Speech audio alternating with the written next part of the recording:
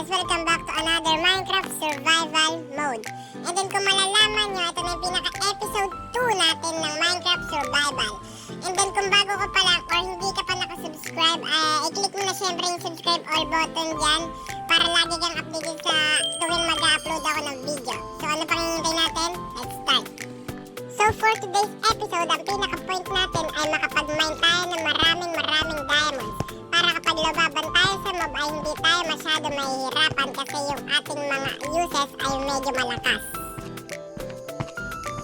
So update lang guys, kakamine ko lang which is sa mining area ko and then may nakita na agad ako itong diamonds. So sana madami to kasi ang pinaka-point na natin ngayong episode ay makapag-mine tayo ng maraming diamonds para sa mga mobs sa mga kalaban natin. And then marami nga yung nakita natin which is kailangan naman natin ngayon maghanap ng iron para mamay natin yung diamonds. Kasi kung malalaman nyo ang stone na hindi nakakapag-mine ng diamonds, gold, or kahit ano pa. Which is kailangan na mamay ng stone. So kailangan ngayon makahanap naman tayo ng iron which is kahit ano, basta yun, iron block. Kailangan natin makahanap ng iron block para mamay natin yung diamonds. So kung makikita nyo ay nakita na tayo ng iron dito and then ilang oras na rin talaga ako nagmamine sa mine area ko and then salamat ay nakita tayo ng iron block para makapagluto tayo ng iron and then makagawa tayo ng iron pickaxe para mabasa natin yung diamond.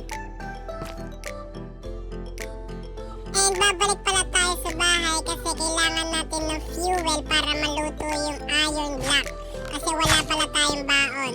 Siguro guys, doon na rin ako magluluto sa bahay kasi may ano naman ako doon, may furnace naman ako doon and crafting table. Pero sa ngayon ay babalik muna tayo sa bahay kasi kailangan natin ng panglagay sa fuel. So guys, kung malalaman nyo ay nasa bahay na tayo and then ngayon ay hindi muna siguro tayo magka-crafting or magluluto kasi kailangan natin matulog. Kaso may monster, paano ba gagawin ko na ito? Ano ba naman yan? Paano ba gagawin nito? May monster kasi di kasi ako makakalabas guys eh. Gawang wala pa akong sword. Kailangan ko ng sword para makapaglaban ako. Kasi yun. Buti na lang pwede na. Lumayo yung mga monster. So guys, kung makikita nyo dito ay may iron pickaxe na tayo and then shield. And then kung malalaman nyo pwede natin sirain yung diamond block doon kasi naka-iron pickaxe na nga tayo. And then kung makikita nyo sa heart ko ay ba't may bawat kasi nakapaglaban po talaga ako sa mob. And then yun, kinulang tayo sa pagkain kaya kailangan kumain. So yun, punta natin guys yung diamond block para mamay na natin. Let's go.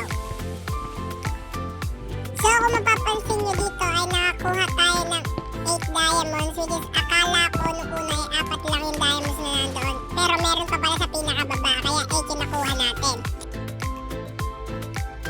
So guys, update lang ulit kasi nakakita ulit ako ng diamonds and then sana marami to kasi kung alam nyo lang nga, ang pinaka-point natin ngayong episode ay makapag-mine tayo ng maraming diamond.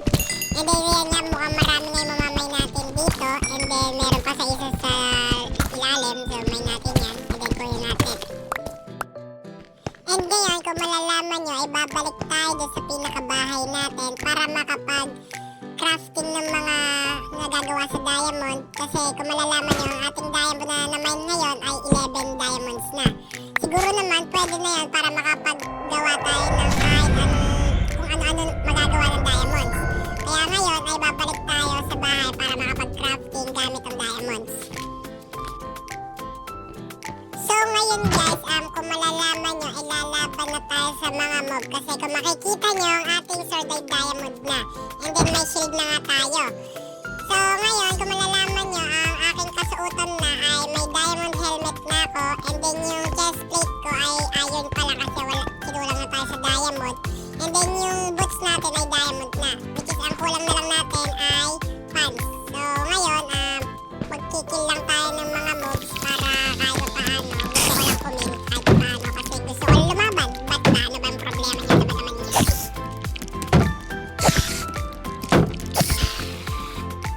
So ngayon guys ay babalik ulit tayo sa mine area natin kasi kailangan ulit natin maghanap ng diamonds block para makapagbuo tayo ng diamond pants kasi kung malalaman nyo nga kulang tayo sa diamond diamond kaya di tayo nakapaggawa ng diamond pants. Kahit nga yung chestplate nga natin di tayo nakagawa ng diamond chestplate which is iron chestplate lang. Kaya ngayon, kailangan ulit natin maghanap ng diamonds para makompleto natin yung diamonds armor natin.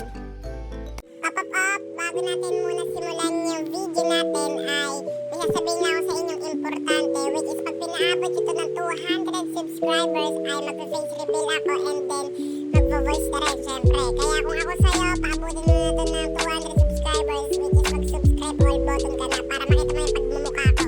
So, balik na tayo sa video. Let's go! Ngayon guys, kung magtataka kayo ay ba't ako nabalik? Kasi po ay magka-crafting ulit tayo ng iron pickaxe. Kasi nasira na yung ating iron pickaxe sa kakamay natin dito sa mine area. Kaya ngayon ay babalik tayo ng bahay para makapag-crafting tayo ng iron pickaxe. So what's up guys, kung makikita nyo dito ay dalawa na yung ating pickaxe which is iron pickaxe. Kasi kaya dalawa ang aking kinraft para hindi na agad tayo babalik sa ating bahay kapag nasira yung isa. And then ngayon ay magsimula na ulit tayo maghanap ng diamonds para yung ating armor ay full diamonds na. At ayun na nga guys, kung makikita nyo sa ating taas ay may diamond na tayo nakita dito and then sana ay marami to kasi yun yung pinaka-point nga natin which is ulitin ko pa ba? Siyempre ulitin ko para malaman nyo talaga which is kailangan natin na maraming diamonds para yung armor natin ay full diamonds na. So hello guys, ito pa rin naman yung ginagawa ko which is mine lang ng mine hanggang makakita ng diamond kasi yun yung pinaka-point natin ay makapag-mine tayo ng maraming diamond para sa armor natin or sa iba pang uses natin dito sa Minecraft.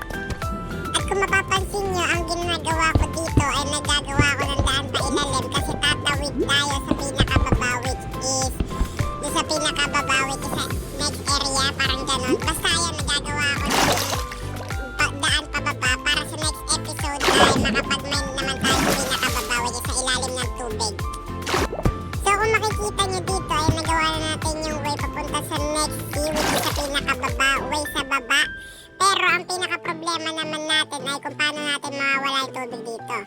So siguro ang gawin natin ito which is kunin natin ng stone yung mga may laman na tubig which is yung stone yung magiging sponge natin dito kasi wala pa tayong sponge eh. And ayan, kung nakikita nyo ay napuno natin ng mga stone yung may mga laman na tubig kanina. At ngayon naman, ang gagawin natin ay sisirain natin sila isa-isa para may way na tayo pababa sa next area. Kaso, ang problema ay kailangan pa pala natin itong ayusin kasi katulad nito ay may mga dumadaloy pa rin na tubig kapag nagbaback tayo ng stone sa mga inisto na natin na may lamang tubig kanina.